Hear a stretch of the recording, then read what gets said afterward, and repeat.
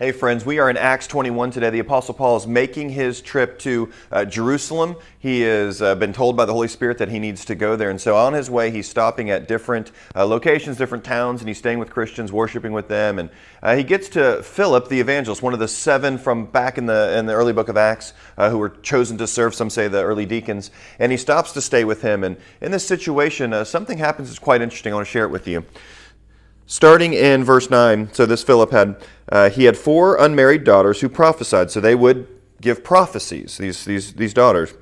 While we were staying for many days, a prophet named Agabus came down from Judea. So they're staying there, and a prophet comes down. And coming to us, he took Paul's belt and bound his own feet and hands and said, "Thus says the Holy Spirit, this is how the Jews at Jerusalem will bind the man who owns this belt and deliver him into the hands of the Gentiles."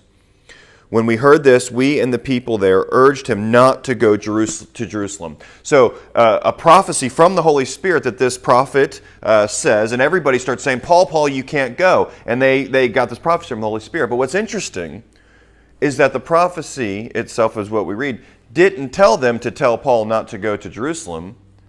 It told them what was going to happen to Paul when he went to Jerusalem. But Paul knew that he was to go and suffer for the gospel. And just because there was suffering or something bad happening doesn't mean that he shouldn't go. In fact, it means that he should go. So the encouragement here today is realize that there may be people who come and share things with you, and they may not be seeing the full picture.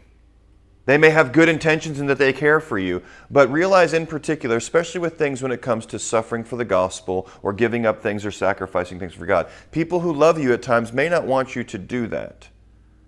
But realize that if that's what God has called you to, you need to be faithful to Him and not to just somebody who has a word that you need to hear.